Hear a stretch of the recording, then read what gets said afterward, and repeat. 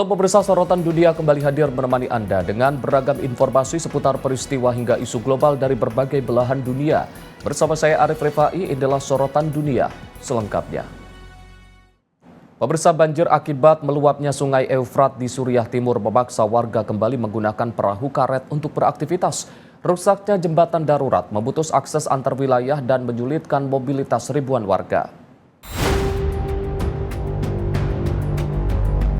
Rekaman video memperlihatkan petugas Civil Guard membantu operasi pemadaman kebakaran hutan di kawasan Carrascoy, El Valle, Spanyol. Kepulan asap tebal terlihat membumbung dari perbukitan yang terbakar. Otoritas setempat menyatakan kebakaran telah menghanguskan sekitar 110 hektar hutan pinus dan semak belukar. Untuk menangani kebakaran ini, sekitar 250 personel darat dan 12 unit pemadam udara diterjunkan ke lokasi. Sebagai langkah antisipasi, otoritas setempat mengevakuasi sekitar 50 keluarga atau lebih dari 100 warga dari wilayah yang terancam. Kebakaran terjadi saat wilayah Murcia dilanda gelombang panas ekstrim dengan suhu mencapai lebih dari 39 derajat Celcius. Angin kencang yang bertiup di kawasan tersebut juga memperumit upaya awal pemadaman.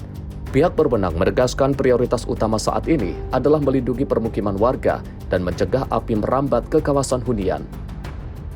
Untuk memperkuat operasi, unit darurat militer Spanyol mengerahkan 170 personel dan 50 kendaraan tambahan ke lokasi kebakaran. Hingga kini, penyebab kebakaran dan total kerusakan yang ditimbulkan masih dalam penyelidikan otoritas setempat. Tim redaksi Sinpo TV melaporkan. Pemirsa, gunung api Kilauea di Hawaii, Amerika Serikat kembali erupsi pada Senin pagi waktu setempat. Erupsi ke-48 ini mencatatkan rekor baru sebagai jumlah episode erupsi terbanyak yang pernah terdokumentasi dalam sejarah aktivitas gunung api tersebut. Gunung Kilauea kembali menunjukkan aktivitas vulkaniknya dengan semburan lava merah menjulang tinggi ke udara. Rekaman video memperlihatkan lava memancur dari kawah disertai kepulan asap tebal yang membumbung ke langit. Aliran lava juga terlihat menyebar di sekitar kawah gunung yang menjadi salah satu gunung api paling aktif di dunia tersebut. Menurut survei geologi Amerika Serikat, episode erupsi ke-48 dimulai pada Senin sekitar pukul 4:40 pagi waktu setempat dan diperkirakan berlangsung selama beberapa jam. Pada erupsi kali ini, semburan lava tercatat mencapai ketinggian hampir 200 meter. Material vulkanik atau tephra dilaporkan jatuh di sejumlah titik pengamatan publik di Taman Nasional Gunung Api Hawaii serta beberapa kawasan permukiman di sekitarnya. USGS menyebut aktivitas erupsi yang berlangsung saat ini telah menorehkan rekor baru dalam sejarah Kilauea. Sebelumnya, episode erupsi pada ke-14 Mei lalu sudah menjadikan rangkaian letusan ini sebagai yang terbanyak dalam catatan sejarah. Otoritas terus melakukan pemantauan intensif mengingat aktivitas vulkanik Kilauea masih berlangsung dan menarik perhatian dunia. Tim redaksi Sinpo TV melaporkan.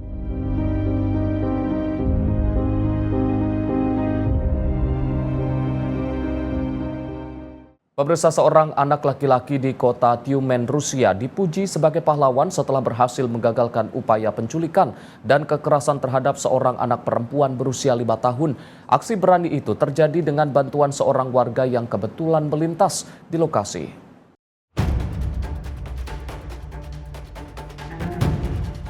Rekaman CCTV memperlihatkan seorang pria berusia 44 tahun diidentifikasi bernama Alexei Novak membawa paksa seorang anak perempuan masuk ke dalam gedung apartemen.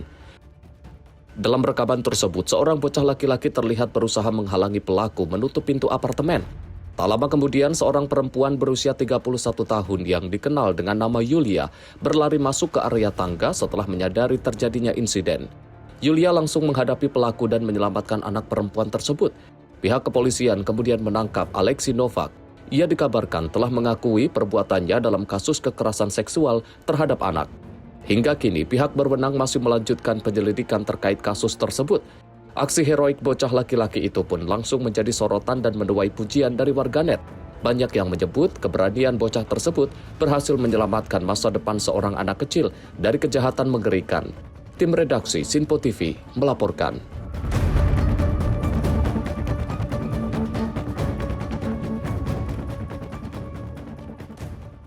Sementara itu, pemirsa, banjir akibat meluapnya Sungai Eufrat di Suriah Timur memaksa warga kembali menggunakan perahu karet untuk beraktivitas. Rusaknya jembatan darurat memutus akses antar wilayah dan menyulitkan mobilitas ribuan warga.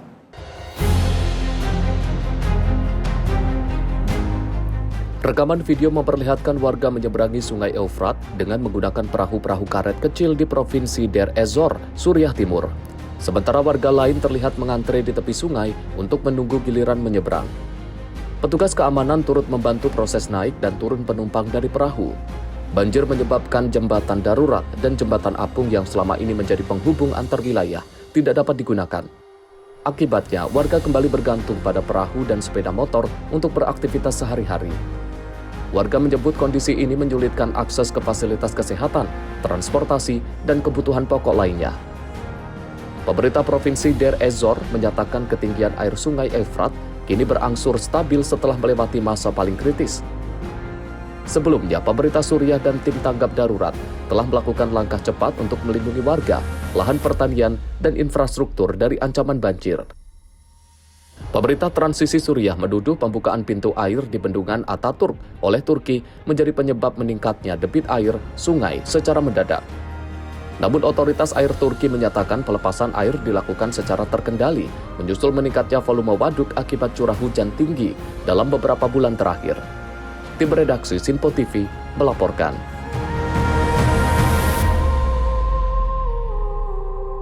Pemirsa, banjir akibat meluapnya Sungai Eufrat merendam wilayah Jarabulus di pedesaan Aleppo Timur, Suriah. Ketinggian air yang terus meningkat menyebabkan lahan pertanian, tambak ikan dan permukiman warga terendam, serta memicu evakuasi darurat di sejumlah titik.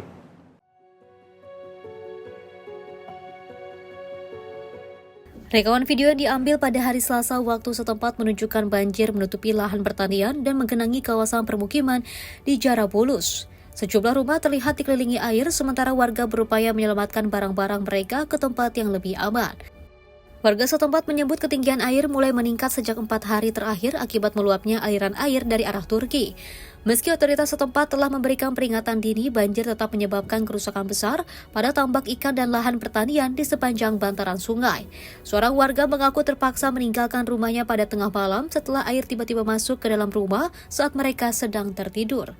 Tim pertahanan sipil Suriah diterjunkan ke lokasi untuk melakukan evakuasi dan memberikan bantuan kepada warga terdampak. Kepala Tim Pertahanan Sipil Jarabulus menyatakan rumah dan lahan pertanian di sekitar bantaran sungai masih terancam apabila permukaan air terus meningkat. Sementara itu, otoritas Bendungan Eufrat menyebut debit air kini mencapai titik tertinggi dalam 15 tahun terakhir. 3 posko darurat telah dibentuk untuk memantau kenaikan air yang mengancam permukiman, lahan pertanian, dan juga kamp pengungsi di sekitar aliran sungai. Curah hujan yang lebih tinggi dari biasanya di Suriah Utara dan Timur pada musim ini disebut meningkatkan risiko terjadinya banjir. Tim redaksi Simpo TV melaporkan.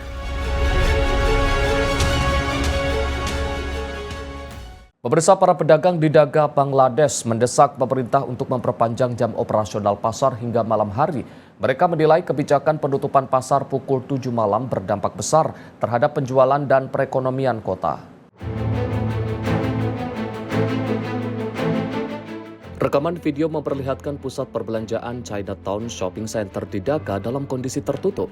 Petugas keamanan dan pedagang terlihat menutup toko sesuai aturan baru pemerintah.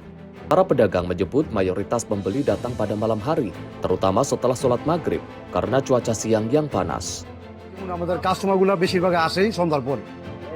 ওই দিনের বেলা কাস্টমার থাকে খুব কম, মাগরিবের পরে এই কাস্টমারগুলো বের হয়। ঠান্ডা থাকে গরমের দিন, ওই সময় আমার যদি 10টায় বন্ধ হয় আমাদের জন্য ভালো হয়। অবশ্যই অর্থনীতিতে একটা বিশাল প্রভাব ফেলে, কারণ আমরা একটা দুইটা দোকান না, ঢাকা শহরকে বলা হয় মার্কেটের রাজধানী। এখানে আপনি একটা দোকান সন্ধ্যার পরেই বিক্রি করে, সকাল থেকে আমরা খুলে বসে থাকি, কোনো লাভ নেই।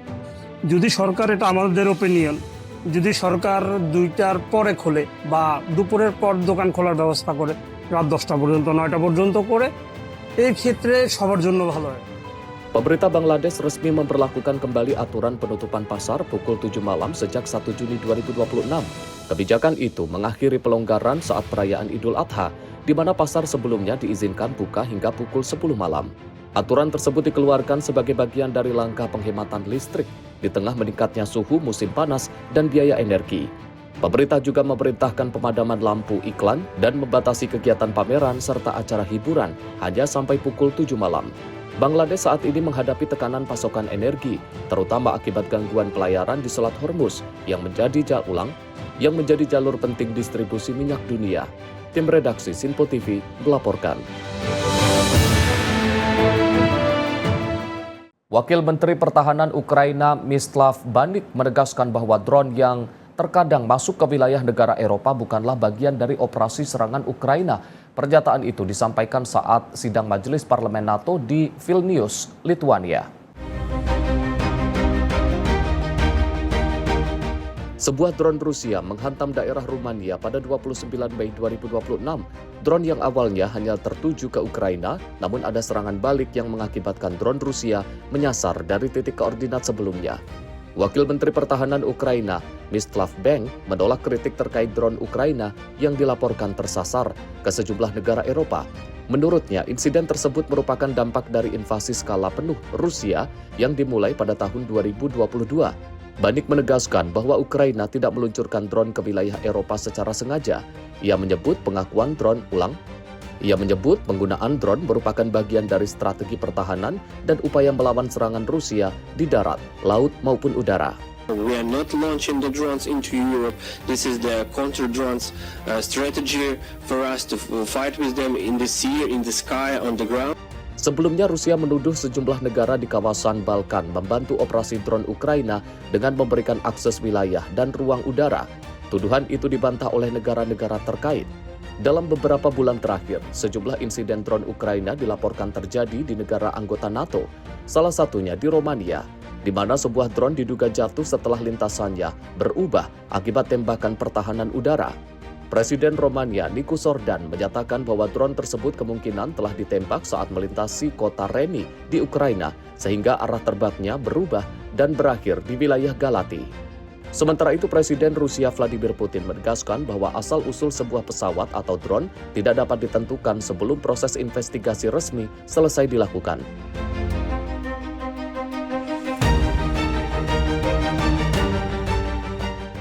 Serangan yang diduga dilancarkan Israel mengguncang kota Tire di Lebanon Selatan. Serangan ini menghantam kawasan di sekitar rumah sakit Jabal Amel dan menyebabkan kerusakan pada bangunan, kendaraan, serta infrastruktur kesehatan.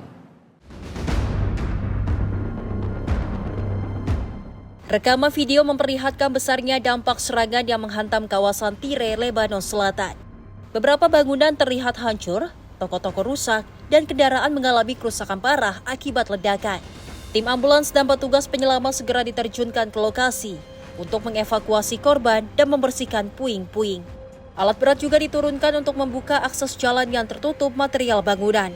Di dalam rumah sakit Jabal Amel, petugas medis terlihat tetap menangani pasien di tengah kerusakan fasilitas dan puing-puing yang berserakan di koridor rumah sakit. Media lokal melaporkan sejumlah orang tewas dan setidaknya 23 orang mengalami luka-luka dalam insiden ini. Serangan disebut menghantam sebuah gedung hunian dan area parkir di dekat rumah sakit, menyebabkan gangguan listrik termasuk pada unit perawatan intensif atau ICU. Hingga berita ini diturunkan, pihak Israel belum memberikan komentar resmi terkait serangan tersebut. Sebelumnya, otoritas Israel mengeluarkan peringatan evakuasi bagi warga di sejumlah wilayah Lebanon Selatan dengan alasan dugaan pelanggaran gencatan senjata oleh Hezbollah. Peristiwa ini terjadi di tengah rapuhnya upaya gencatan senjata yang dimediasi Amerika Serikat antara Israel dan Hezbollah. Tim redaksi Sinpo TV melaporkan. Presiden Meksiko Claudia Sheinbaum menegaskan agar Amerika Serikat menghormati urusan dalam negeri negaranya. Pernyataan itu disampaikan setelah muncul ketegangan diplomatik terkait komentar Duta Besar Amerika Serikat untuk Meksiko, Ronald Johnson.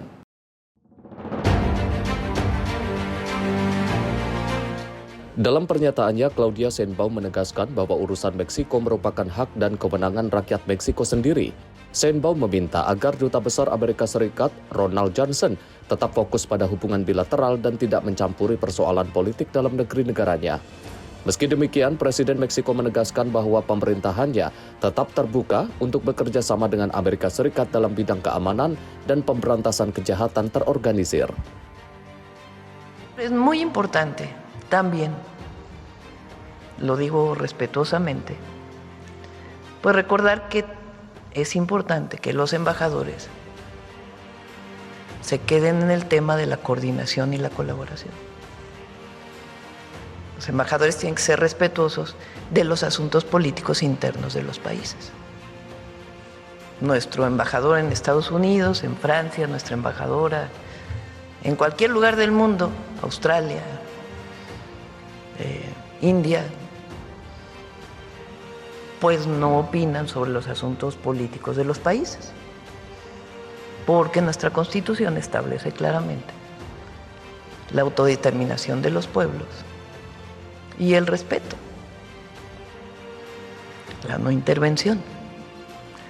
Entonces hay que recordar también pues que es importante que el embajador pues se quede en el tema bilateral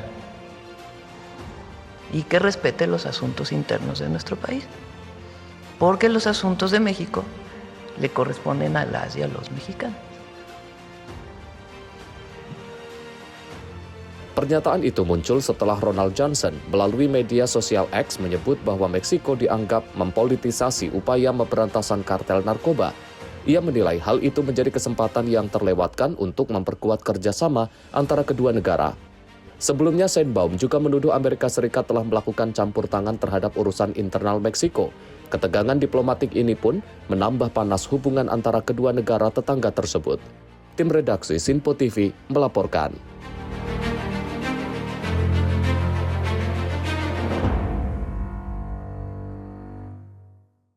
Pemirsa, ribuan guru di Meksiko melancarkan aksi mogok nasional dan berunjuk rasa di pusat kota Meksiko. Aksi yang menuntut reformasi sistem pensiun dan kenaikan gaji itu berujung bentrokan dengan aparat kepolisian.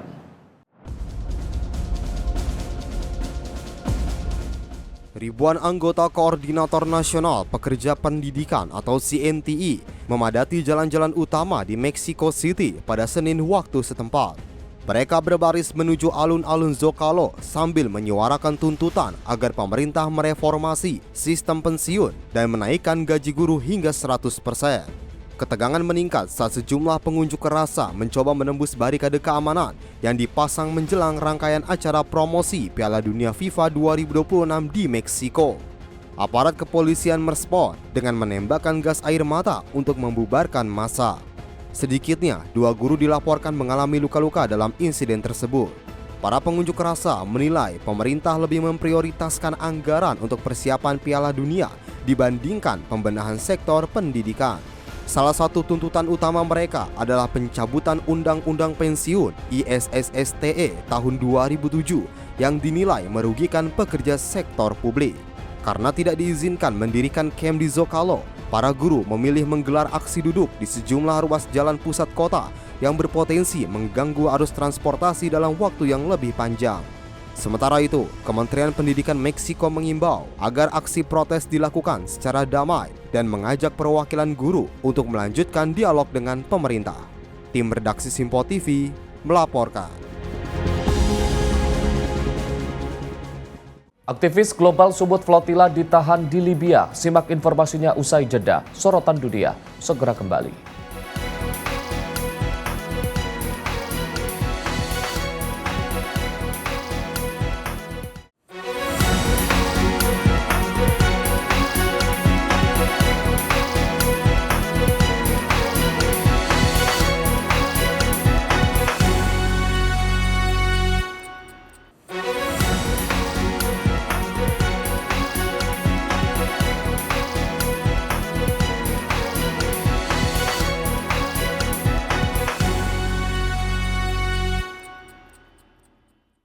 Pemirsa, Anda kembali menyaksikan Sorotan Dunia. Informasi kami lanjutkan.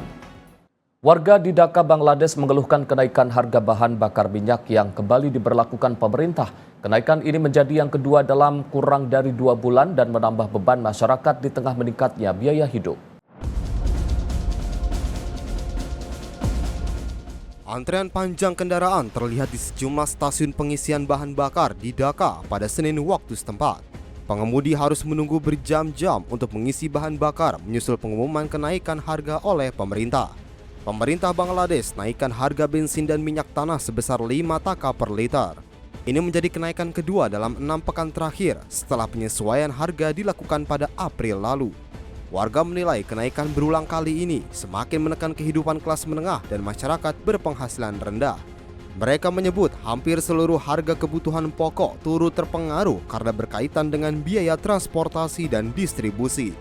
তেলের জায়গায় সরকার যে ভর্তুকি দেয় এইটা নিয়ে আমি চাই না সরকার ভর্তুকি দেয়, তবে যে রেটে সরকার তেল কেনে এবং সেটা আমাদের পর্যন্ত পৌঁছাইতে মাঝে যে দুর্নীতি, এটা যদি সরকার বন্ধ করে আমার মনে হয় তেলের দাম এত দিতে হবে না, সরকারকে এই ভর্তুকিও দিতে হবে না।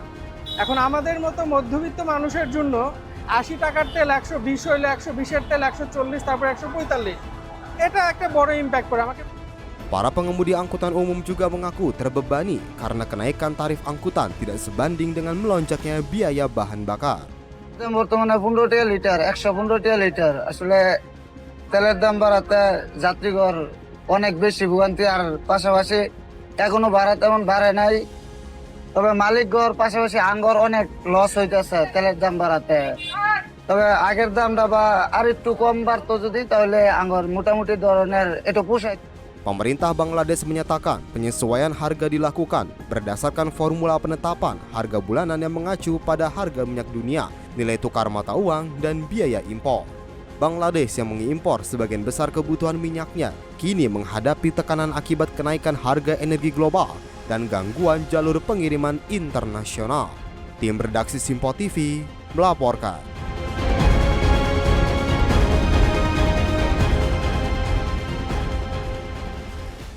Aktivis global Subud Flotilla mengecam penahanan 11 rekan mereka di Libya saat menjalankan misi darat untuk mengirimkan bantuan kemanusiaan ke Gaza.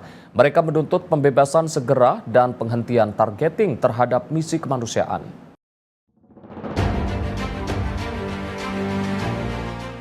Dalam konferensi pers di Johannesburg, aktivis global Subud Flotilla menyebut penahanan terhadap para relawan sebagai tindakan sewenang-wenang dan pelanggaran hak asasi manusia. Dr. Fatima Hendrik menegaskan para peserta misi menggunakan kendaraan resmi, membawa paspor, dan keberadaan mereka telah diketahui otoritas setempat. Ia juga menyerukan agar militerisasi dan penargetan terhadap misi kemanusiaan dihentikan, baik terhadap konvoi darat maupun armada bantuan laut menuju Gaza. Our participants drove in registered vehicles. They had their passports. They were known to authorities. This was their third attempt. So these arguments do not stand and hold. This is a breach of their right, of their human rights, and we have to, as a collective, make voice that the targeting and militarization of humanitarian missions has to be stopped. Whether it's the flotilla and the flotillas that have been sailing, or it's the land convoy and other mission. Konvoi global Subud yang beranggotakan lebih dari 200 peserta dari 35 negara, membawa 10 ambulans serta pasokan makanan dan medis. Misi itu resmi dihentikan pada 28 Mei 2026 setelah sejumlah anggota ditangkap di wilayah Sirte, Libya Tengah. 10 aktivis dilaporkan ditahan di Libya Timur, sementara 1 orang lainnya ditahan di Libya Barat. Otoritas Government of National Stability atau GNS menyatakan para aktivis ditahan karena tidak menyelesaikan prosedur hukum dan izin perjalanan yang diperlukan untuk melintasi wilayah Libya menuju Gaza. Tim redaksi Simpo TV melaporkan. Militer Amerika Serikat merilis rekaman serangan terhadap sebuah kapal tanker yang disebut tengah menuju Pulau Kark, pusat ekspor minyak Iran. Insiden ini menambah panas ketegangan di kawasan Teluk.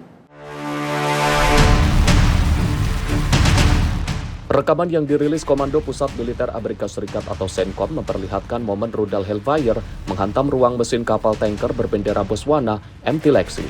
Menurut CENTCOM, kapal tersebut berlayar di perairan internasional menuju Pulau Kark, Iran, saat diperintahkan berulang kali untuk mengubah haluan.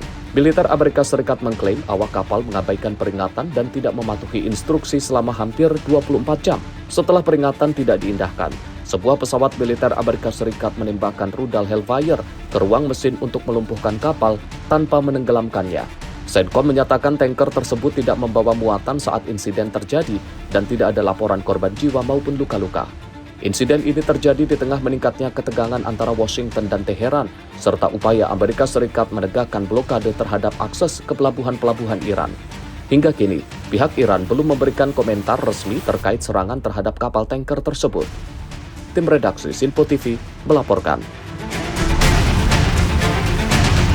Sementara itu, pemirsa, Korps Garda Revolusi Iran atau IRGC merilis rekaman peluncuran rudal yang diklaim sebagai bagian dari operasi balasan terhadap serangan Amerika Serikat. Video tersebut menarik perhatian karena menampilkan gambar Presiden Amerika Serikat Donald Trump pada salah satu rudal yang diluncurkan.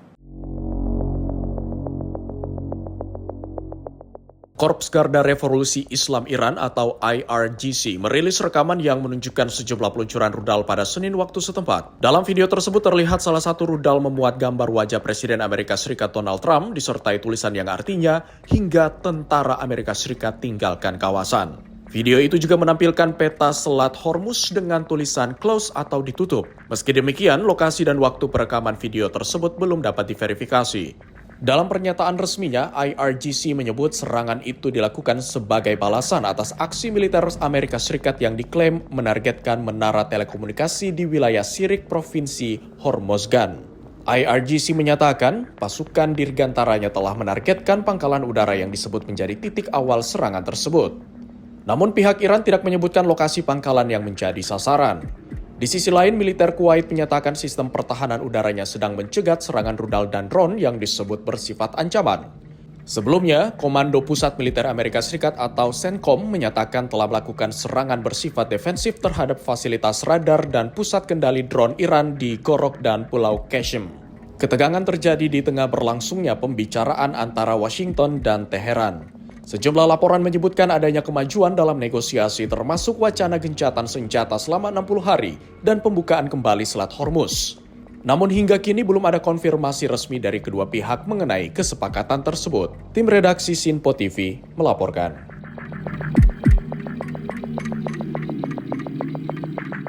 Pemirsa, ratusan warga di kota Nanyuki, Kenya menggelar aksi protes menolak rencana pembangunan fasilitas karantina Ebola untuk warga negara Amerika Serikat yang terpapar virus tersebut. Meski menilai kebijakan itu beresiko bagi keselamatan dan kesehatan masyarakat setempat.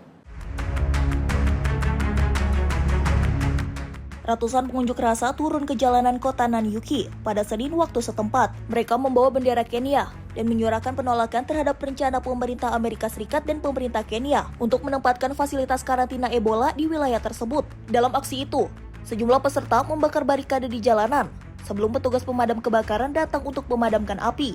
Aparat keamanan juga diterjunkan untuk mengawasi jalannya demonstrasi. Para pengunjuk rasa menegaskan mereka menolak segala bentuk kesepakatan yang memungkinkan pasien atau warga Amerika yang terpapar Ebola dikarantina di Kenya. Sebelumnya, pemerintah Amerika Serikat menyatakan tengah mempertimbangkan pengiriman warga negaranya yang terpapar Ebola ke fasilitas khusus di Kenya, alih-alih membawa mereka kembali ke Amerika Serikat.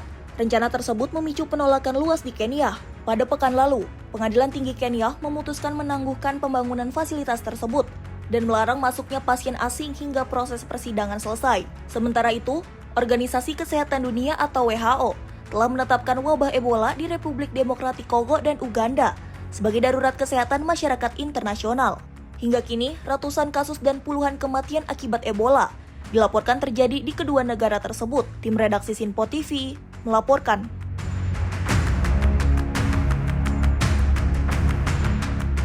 Pemirsa, wabah Ebola di Republik Demokratik Kongo terus menjadi perhatian dunia. Otoritas kesehatan bersama organisasi internasional meningkatkan upaya penanganan di Mongwalu, wilayah yang menjadi pusat penyebaran penyakit mematikan tersebut.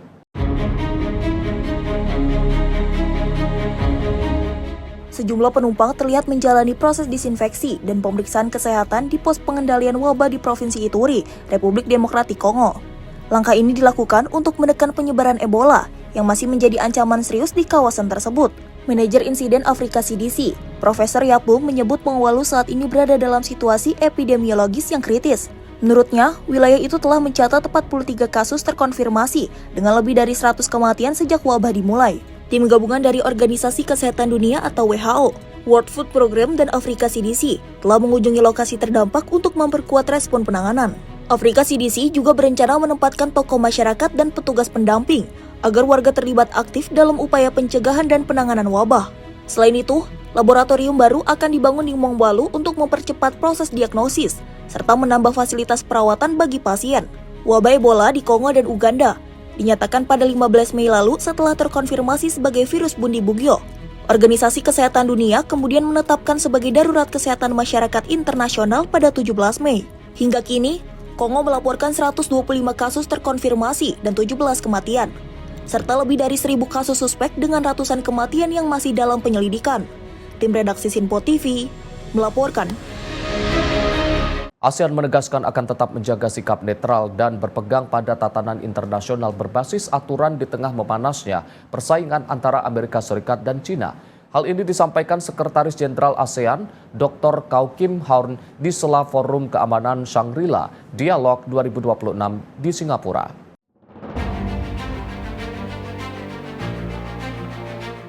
Sekretaris Jenderal ASEAN, Dr. Kau Kim Hourn, menegaskan bahwa ASEAN memiliki hubungan kemitraan strategis komprehensif dengan Amerika Serikat maupun China.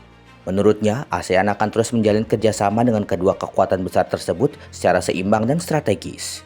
Kau menyebutkan ASEAN merupakan pendukung kuat multilateralisme terbuka dan berbasis aturan, sehingga setiap tantangan geopolitik harus dihadapi melalui dialog dan kerjasama. Di bidang ekonomi, ASEAN tengah berupaya memperkuat pasar tunggal kawasan serta mendiversifikasi jaringan perdagangan di tengah tekanan tarif global. Langkah ini dilakukan dengan menyelesaikan perjanjian perdagangan bebas dengan Kanada serta menjajaki kerjasama serupa dengan negara-negara Teluk yang tergabung dalam GCC. Menurut Kau, kerjasama regional bukan hanya soal bertahan hidup, melainkan juga menjadi kunci agar ASEAN dapat terus tumbuh di tengah dunia yang semakin terpolarisasi. Terkait keamanan kawasan, ASEAN dan China juga didorong untuk menyelesaikan Kode Etik Laut Cina Selatan atau Code of Conduct paling lambat akhir tahun 2026. Kerangka ini dinilai penting untuk mengelola sengketa maritim dan mencegah potensi konflik di salah satu jalur perdagangan tersibuk di dunia. Kau menegaskan tidak ada pihak yang menginginkan konflik di Laut Cina Selatan, mengingat besarnya kepentingan ekonomi dan perdagangan yang bergantung pada stabilitas kawasan tersebut. No one, in my view, wants a conflict in the South China Sea, period. I think all of us have the role and responsibility to make sure that the conflict will not take place. And I believe that it is in our best interest to keep the South China Sea completely free conflict and to make sure that it continues to be open. Menurut Kau, saat ini ASEAN terus memperluas jaringan kerjasama ekonomi dan diplomasi di tengah tantangan global yang semakin kompleks. Langkah ini dilakukan melalui penguatan kemitraan strategis dan perjanjian perdagangan dengan berbagai kawasan di dunia. Tim redaksi Sinpo TV melaporkan. Pemirsa, reuni haru panda Fubao dengan pengasuh. Simak informasinya usai jeda. Sorotan dunia segera kembali.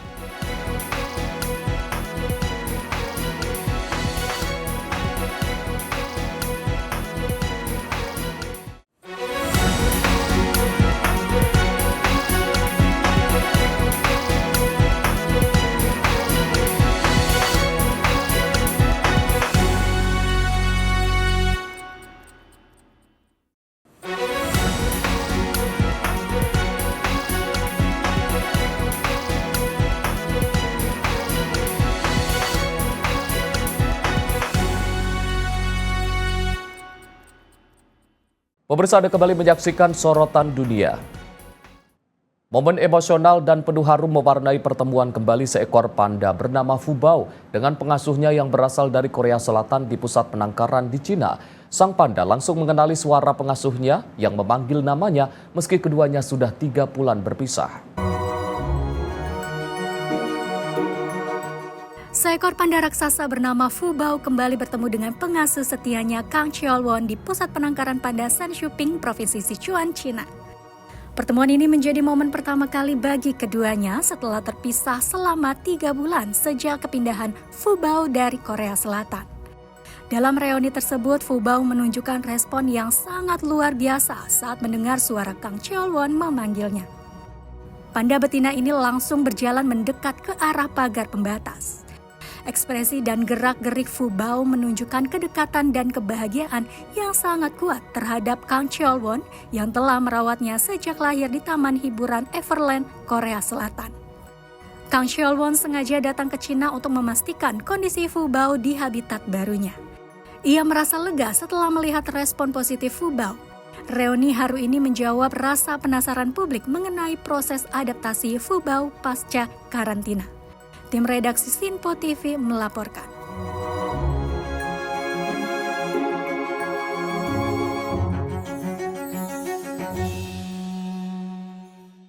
Pemirsa, seorang perempuan Rusia mencatat sejarah dengan menjadi kapten perempuan pertama yang memimpin kapal pemecah es bertenaga nuklir. Dari seorang guru di pedesaan hingga berdiri di anjungan kapal raksasa di kawasan Arktik, perjalanan Marina Starovoytova menjadi simbol ketekunan dan dedikasi di dunia maritim yang selama ini didominasi kaum pria. Inilah Marina Starovoytova, kapten perempuan pertama dalam sejarah yang memimpin kapal pemecah es bertenaga nuklir milik Rusia, kapal Yamal. Rekaman yang diambil pada Maret dan April lalu memperlihatkan kapal Yamal menerobos lapisan es tebal di kawasan Arktik, sementara para awak kapal menjalankan tugas mereka di tengah kondisi cuaca ekstrim. 20 tahun lalu Marina bukanlah pelaut. Ia bekerja sebagai guru di sekolah pedesaan sebelum memutuskan mengubah haluan hidupnya dengan merantau ke kota Murmansk dan menjadi anak buah kapal.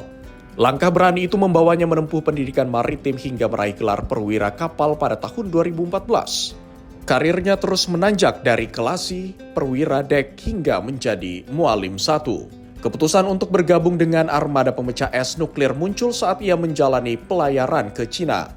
Kapal yang ditumpanginya saat itu dikawal oleh pemecah es nuklir saat melintasi lautan Arktik.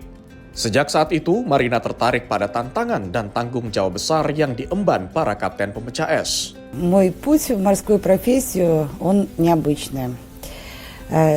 Изначально, после школы я поступила в педагогический, потом работала учителем в сельской школе, но судьба привела меня к морю. Знакомые из Заполярья рассказали, что Мурманское морское пароходство, плавсостав набирают женщин. Я решила попробовать совершенно незнакомое мне, необычное. Приехала в Мурманск, прошла собеседование, собрала необходимые документы и устроилась на атомный легтеровоз Севморпуть-Дневальный. Это было начало моего пути. Pada Agustus 2025, Marina resmi diangkat menjadi kapten kapal pemecah es nuklir Yamal. Ia mengaku jalan yang ditempuh tidak mudah, namun tidak pernah sekalipun meragukan kemampuannya. Menurutnya, memimpin pemecah es nuklir jauh lebih kompleks dibanding kapal kargo biasa. Selain mengawaki hampir 100 personel, kapten juga bertanggung jawab memandu konvoi kapal yang melintasi jalur es Arktik. Marina juga menyaksikan langsung pesatnya perkembangan jalur Laut Utara atau Northern Sea Road, koridor pelayaran sepanjang 5.600 km yang menjadi alternatif strategis selain terus Suez. Baginya, pengembangan kawasan Arktik akan membuka lapangan kerja baru dan memperkuat posisi ekonomi Rusia di dunia. Hingga kini Rusia masih menjadi satu-satunya negara di dunia yang mengoperasikan armada pemecah es bertenaga nuklir. Tim redaksi Sinpo TV melaporkan.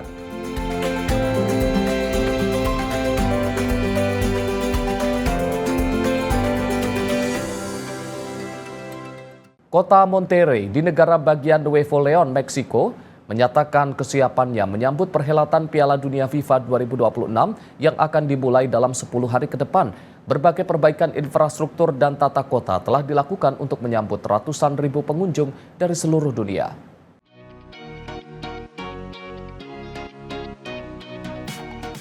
Inilah penampilan kota Monterrey yang terletak di tengah pegunungan dan menjadi ibu kota negara bagian Nuevo León. Kawasan metropolitan ini menunjukkan perkembangan pesat dengan gedung perkantoran modern, kawasan industri, hingga landmark ikonik yang mewarnai langit kota. Sejumlah titik kota menjadi sorotan seperti jembatan kabel ikonik dan Torre Obispado yang merupakan gedung tertinggi di Meksiko dan Amerika Latin dengan ketinggian lebih dari 305 meter. Kawasan lain seperti Macro Plaza yang dikenal sebagai salah satu alun-alun terbesar di dunia juga menjadi daya tarik utama. Parque Fundidora yang dahulunya merupakan kawasan pabrik baja, kini telah diubah menjadi ruang publik untuk rekreasi dan event besar. Pemerintah setempat menyebut selama 2 tahun terakhir kota ini telah melakukan berbagai perbaikan, mulai dari perbaikan jalan, penambahan lampu lalu lintas, hingga instalasi puluhan ribu lampu jalan baru. Seluruh infrastruktur ini disebut akan menjadi warisan bagi warga setelah turnamen selesai. Pihak pariwisata Nuevo Leon memperkirakan lebih dari 375.000 pengunjung akan datang ke Monterrey selama 4 pertandingan Piala Dunia digelar di kota tersebut.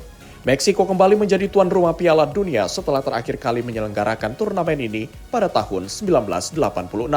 Tim redaksi Sinpo TV melaporkan.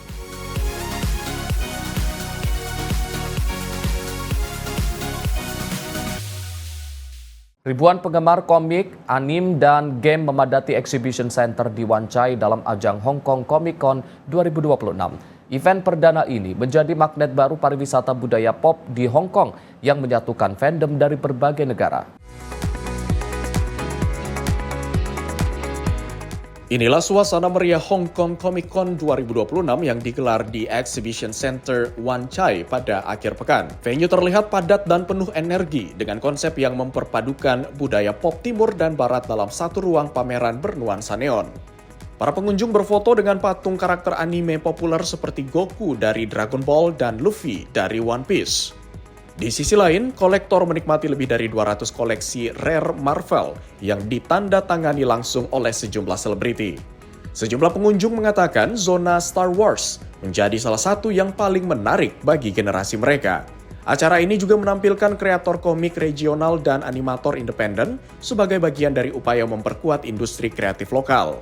Di panggung utama, sejumlah bintang Hollywood seperti Mads Mikkelsen dan Giancarlo Esposito turut meramaikan acara. Aktor legendaris Christopher Lloyd dan aktor Hong Kong Louis Ko juga menjadi sorotan pengunjung.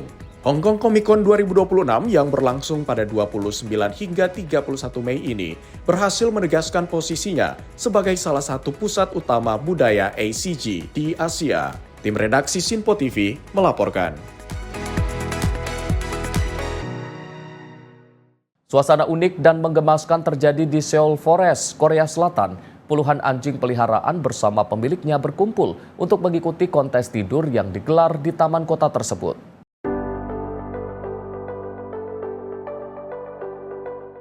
Berbagai jenis anjing mulai dari Maltese, Corgi, hingga Golden Retriever terlihat berbaring santai di bawah rindangnya pepohonan Seoul Forest. Mereka tidur berdampingan dengan pemiliknya dalam suasana tenang dan nyaman. Kawasan taman berubah menjadi ruang relaksasi terbuka yang dipenuhi suara burung dan semilir angin. Sebagian anjing tertidur di atas tubuh pemiliknya, sementara yang lain beristirahat di samping kursi lipat maupun kereta dorong hewan peliharaan. Penyelenggara memanfaatkan teknologi kecerdasan buatan atau AI melalui Smart Band untuk menilai tingkat relaksasi peserta. Perangkat tersebut memantau detak jantung dan tingkat stres baik pada pemilik maupun hewan peliharaannya.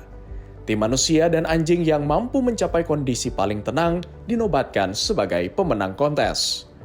Seorang peserta mengaku senang dapat menghabiskan waktu berkualitas bersama anjing peliharaannya melalui kontes ini. 이런 기회를 통해 가지고 귀한 시간을 갖고 또 뭐 푹 자지는 못했지만 그래도 좋은 시간을 갖게 돼서 너무 고마운 시간이었습니다. Acara ini tak hanya menjadi hiburan tetapi juga menjadi momen untuk memperkuat ikatan antara pemilik dan hewan peliharaan mereka di tengah kesibukan perkotaan. Tim redaksi Sinpo TV melaporkan.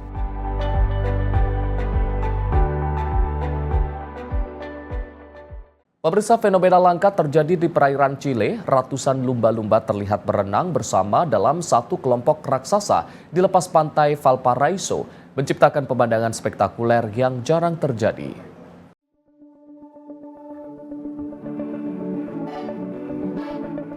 Rekaman drone ini memperlihatkan ratusan lumba-lumba bergerak serempak di atas perairan biru lepas pantai Valparaiso, Chile. Fenomena menakjubkan ini direkam pada 26 Mei dan menjadi perhatian warga serta pecinta satwa laut. Menurut laporan setempat, kelompok lumba-lumba tersebut pertama kali terlihat di wilayah Punta de Lobos, Pichilemu, sebuah kawasan pesisir yang terkenal dengan kekayaan ekosistem lautnya. Para pengamat satwa laut menyebut kelompok lumba-lumba itu kemudian bergerak ke arah utara mengikuti arus laut di sepanjang garis pantai Chile. Kemunculan pot atau kelompok besar lumba-lumba seperti ini diduga berkaitan dengan ketersediaan makanan, pola migrasi, serta kondisi laut yang sedang mendukung. Para ahli menilai penampakan kelompok lumba-lumba dalam jumlah besar ini relatif jarang terjadi. Tak heran jika fenomena tersebut menjadi tontonan menarik bagi warga, wisatawan, maupun pengamat kehidupan laut di sepanjang pesisir Pasifik Chile. Tim redaksi Sinpo TV melaporkan.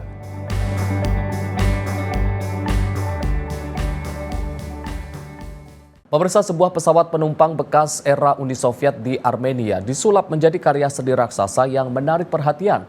Seniman asal Swiss mengubah badan pesawat tersebut menjadi lukisan sosok Yesus Kristus yang dapat terlihat jelas dari udara. Pesawat Yak-40 yang telah lama terparkir di tepi Danau Sevan, Armenia menjadi media kanvas bagi seniman Swiss Micha Hani yang dikenal dengan nama Verwin. Dilihat dari atas, karya seni ini menampilkan sosok Yesus Kristus di atas salib dengan sayap pesawat membentuk rentangan tangan dan badan pesawat menjadi bagian salib. Menurut Hani, Armenia dipilih karena memiliki sejarah dan tradisi Kristen yang kuat sebagai negara Kristen tertua di dunia. Proses perancangan dilakukan selama beberapa bulan di Swiss dengan pengukuran detail pesawat, sementara pengecatan di lapangan diselesaikan dalam waktu 6 hari. Seniman tersebut mengatakan tujuannya adalah membawa seni lebih dekat kepada masyarakat dan menciptakan hubungan emosional antara karya dan para penikmatnya. Tim redaksi Sinpo TV melaporkan. Pemirsa, setelah viral dan menyedot perhatian warga di Bangladesh, kerbau albino yang dijuluki Donald Trump kini diamankan petugas menjelang Idul Adha. Warga yang datang untuk melihat langsung kerbau unik tersebut pun kecewa karena hewan itu telah lebih dulu dipindahkan dari lokasi.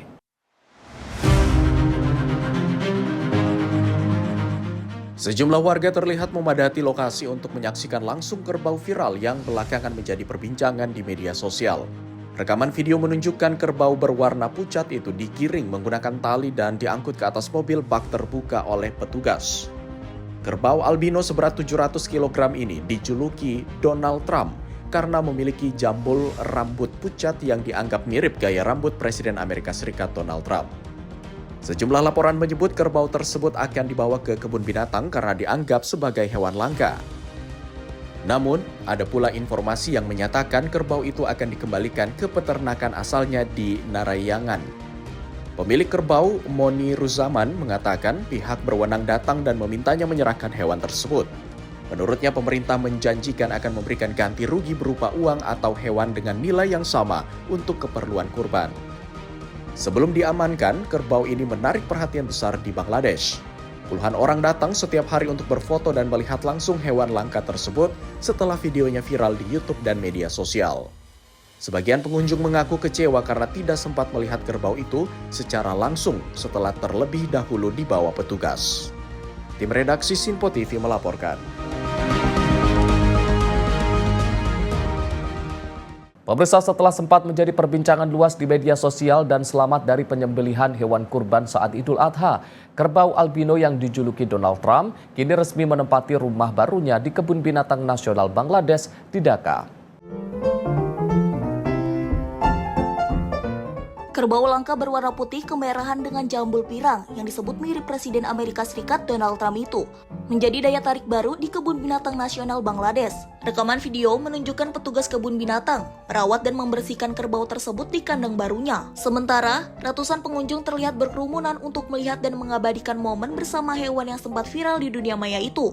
Pihak kebun binatang menyebut, kerbau tersebut masih dalam masa adaptasi setelah dipindahkan dari peternakan ke lingkungan baru yang lebih ramai. Sebelumnya, kerbau berbobot sekitar 700 kg ini dibeli untuk dijadikan hewan kurban Idul Adha.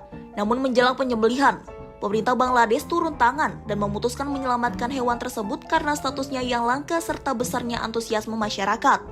Pemerintah juga memberikan ganti rugi kepada pembeli dengan nilai yang setara agar kerbau tersebut dapat ditempatkan di bawah perlindungan negara. Kehadiran kerbau Donald Trump di kebun binatang ternyata mendongkrak jumlah pengunjung.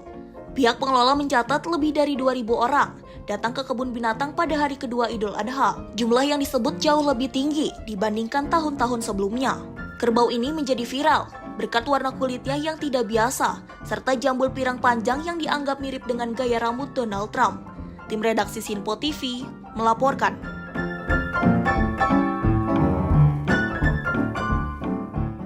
Tim nasional Jepang menjadi salah satu negara pertama yang tiba di Meksiko menjelang Piala Dunia 2026. Kedatangan tim berjuluk Blue Samurai itu disambut meriah oleh para penggemar di kota Monterrey. Rekaman video memperlihatkan skuad timnas Jepang tiba di Hotel Grand Fiesta Americana Monterrey Valley, San Pedro Garza Garcia pada Selasa 2 Juni 2026 waktu setempat. Sebelum menuju hotel, para pemain lebih dahulu disambut Gubernur Nuevo León, Samuel Garcia di bandara.